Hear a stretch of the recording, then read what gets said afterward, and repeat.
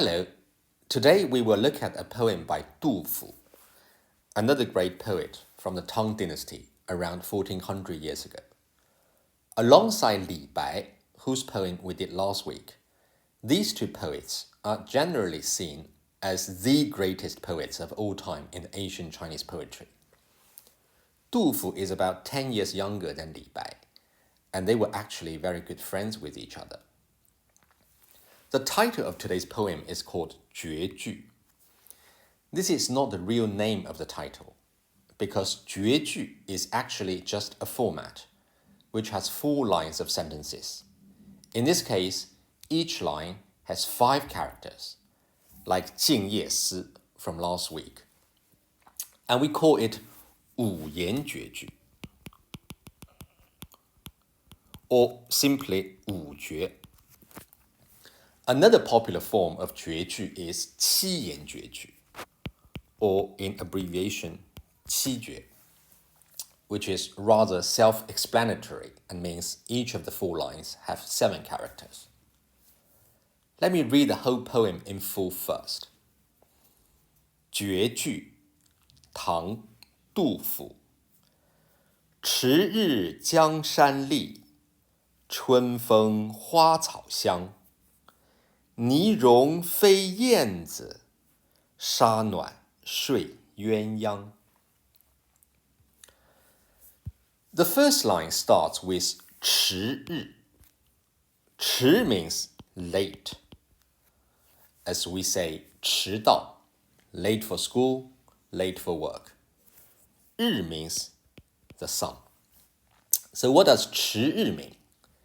Here, the late sun implies that this is a spring day, where the day is getting longer because the sun is taking more time to travel from the east to the west.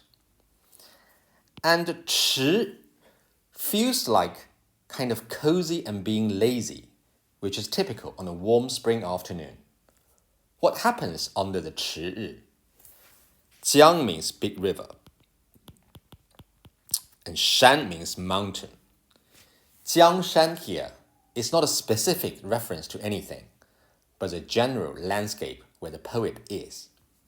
Li is beautiful, as in 美丽 or 壮丽.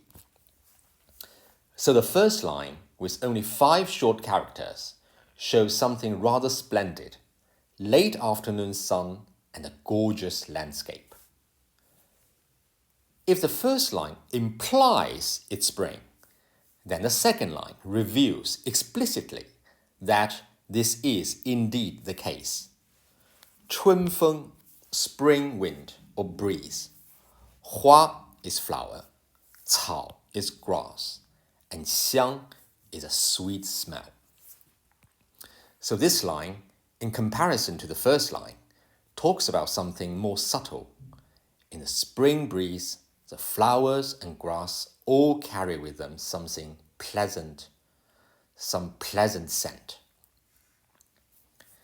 And the poet goes further in adding more elements into this picturesque scene. Ni is mud. Rong means to melt. As this is spring, the frozen mud from the winter starts to melt, so that the swallows, 燕子, are flying, 飞.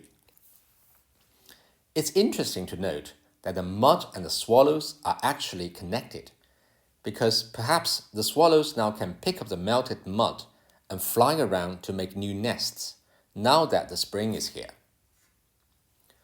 While the swallows are flying and showing the liveliness of the season, the poet uses the last line to describe something on the contrary, something still. Sha is sand. Nuan means warm. Shui is to sleep. Yuanyang is a type of birds which always come in pairs. As we can see, both have this radical 鸟 at the bottom half, suggesting these are kinds of birds. So this line says, on a warm sandy beach, there are yuanyang sleeping. very calm and peaceful, which is a perfect complement to the magnificent view that the poet is seeing. Altogether, these 4 lines depict a wonderfully beautiful spring scene. Now, if you look up in the dictionary, you will find 鸳鸯 means Mandarin duck, which is not ideal because it somehow loses the rhythmic and visual elegance of the original Chinese characters. This is one of the examples where it's really hard or nearly impossible to translate the Chinese poetry directly into a foreign language while still retaining all the beauty around it. That's all for today. I hope you enjoyed this, and I'll see you next time.